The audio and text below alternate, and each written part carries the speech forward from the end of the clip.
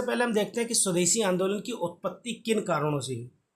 उसके मुख्य कारण पहला तो था बंगाल विभाजन, दूसरा लॉर्ड कर्जन की नीतियाँ थी और तीसरा जो है कलकत्ता टाउन हॉल में जो बैठक हुई। ये तीन इंपॉर्टेंट फैक्टर्स थे। अब हम एक एक करके देखते हैं। बंगाल विभाजन 1905 में हुआ था। मुस्लिम बहुल पूर्वी बंगाल और हिंदू बहुल पश्चिमी बंगाल में धार्मिक और राजनीतिक विभाजन पैदा करने तथा राष्ट्रीय एकता को कमजोर करने के लिए ब्रिटिश रणनीति के रूप में देखा गया। लॉर्ड कर्जन की नीतियाँ देखते हैं तो लॉर्ड कर्जन की दमनकारी नीतियाँ जैसे कलकत्ता निगम में सुधार, भारतीय विश्वविद्यालय अधिनियम 1904 ने मध्यम वर्ग के गुस्से और असंतोष को बढ़ा दिया।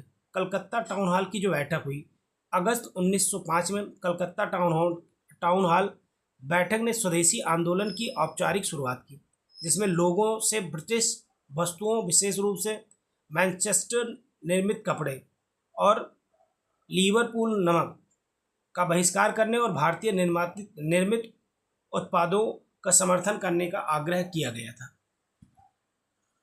स्वदेशी आंदोलन के प्रमुख तरीके। नंबर 1 है ब्रिटिश वस्तुओं का बहिष्कार। स्थानीय उद्योग और शिल्पों का समर्थन करके आर्थिक आत्मनिर्भरता को बढ़ावा देने हेतु भारतीय जनता को ब्रिटिश वस्तुओं का बहिष्कार करने तथा स्वदेशी मतलब घरेलू उत्पाद को बढ़ावा देने के लिए प्रोत्साहित किया गया। राष्ट्रीय शिक्षा। ब्रिटिश स्कूलों के बहिष्कार के परिणामस्वरूप भारतीय मूल्यों पर केंद्रित राष्ट्रीय स्कूलों की स्थापना की गई। बस 1905 में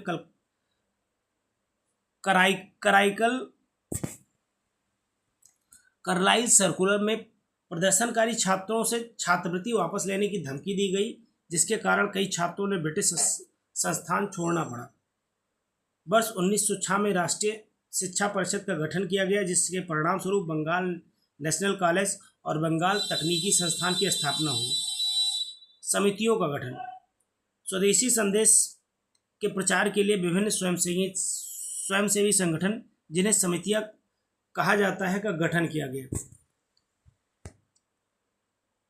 वारिसल में अश्विनी कुमार दत्ता के नेतृत्व में स्वदेशी बंधु समिति जन आंदोलन एक शक्तिशाली साधन बन गई। पारंपरिक लोकप्रिय त्योहारों और मेलों का उपयोग, गणपत, शिवाजी जैसे त्योहारों का उपयोग बंगाल सहित पूरे देश में स्वदेशी संदेश को फैलाने के लिए किया गया। रविन्द्रनाथ टैगोर ने 1905 में बंगाल विभाजन के विरोध में रक्षाबंधन को एकता का